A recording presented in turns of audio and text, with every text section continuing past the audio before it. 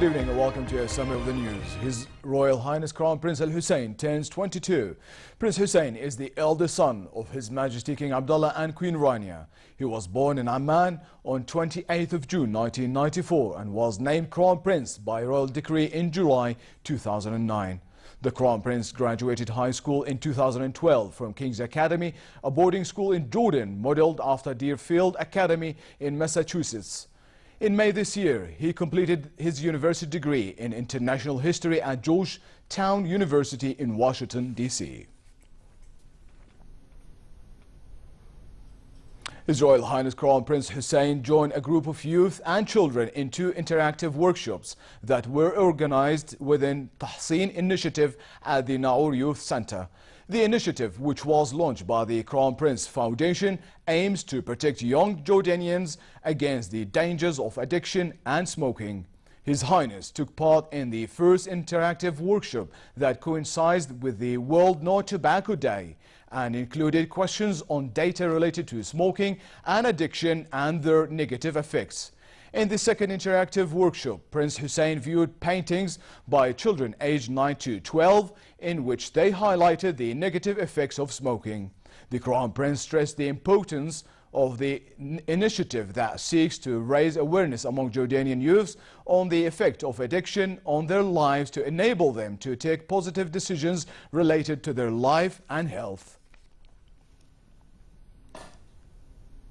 Prime Minister Hani Molki laid the foundation stone for a 16 million JD project to build residential units in Deir Allah district in the Jordan Valley to replace old houses with new ones.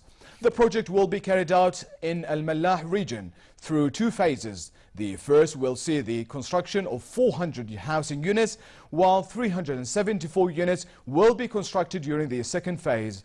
The project comes in implementation of initiatives of His Majesty the King, who ordered during a visit to the region to provide proper housing units for citizens of Al Mallah region.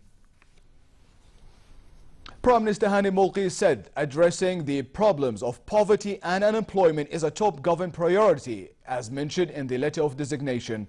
During a visit to the National Aid Fund, where he met with its director Basma Ishaqat in the presence of a number of ministers, Molki highlighted the need for concerted efforts by all concerned departments to help the poor become productive.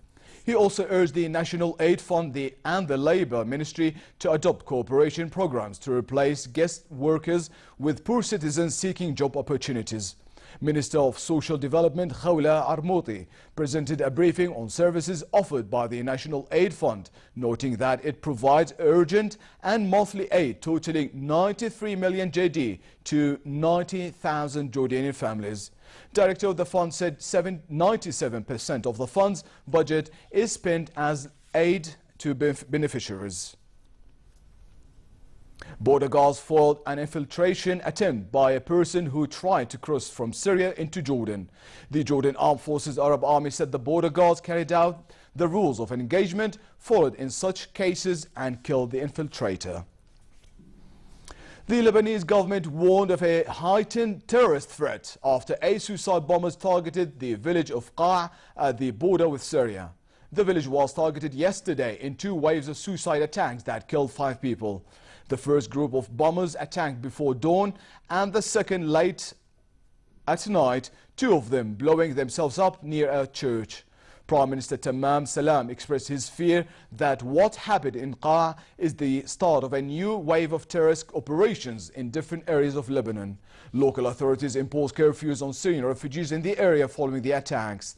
The Lebanese army said it had mounted dawn raids on Syrian refugees camps, detaining 103 people for being illegally present in Lebanon. Syrian government troops made significant gains in the battle for rebel-held areas in the northern city of Aleppo. The Britain-based Syrian Observatory for Human Rights said government forces have captured crucial farmland on the city's northeastern outskirts. The observatory said they are now in control of the Mallah farms, which form the only gateway leading to rebel-held parts of the city. The White House said the close security relationship between the United States and Britain should remain unaffected by last week's Brexit vote, adding that the United Kingdom remained a crucially important NATO ally. European leaders told Britain to act quickly to resolve the political and economic chaos unleashed by its vote to leave the European Union, a move the International Monetary Fund said could put pressure on global growth. More in this report. It was their first meeting since the UK voted to break away from the European Union. But UK Prime Minister David Cameron still received a warm welcome from his EU colleague.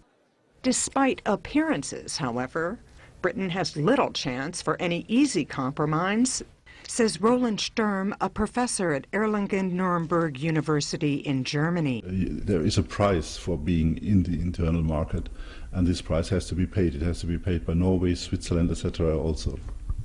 Sturm says if the terms are too friendly, it will only encourage other EU members to try to strike their own deals. It's important to demonstrate the negative effects of leaving the common market, also to avoid that other members of the European Union will try the same as Britain did. Cameron is expected to address EU leaders Tuesday evening. They will then meet to discuss Brexit without him. Leave campaigners in Britain have suggested the country can retain access to the European single market and curb immigration. But those goals may be mutually incompatible under EU rules. And finally, a slight rise in temperatures is forecast over the next 2 days, but it will remain fair in the hilly areas and relatively hot on the Badia regions, the Jordan Valley and the Dead Sea. Temperatures in Amman will range between a high of 31 degrees Celsius and a low of 19 at night. Winds will be northwesterly moderate to brisk, blowing dust in the eastern and southern parts of the country.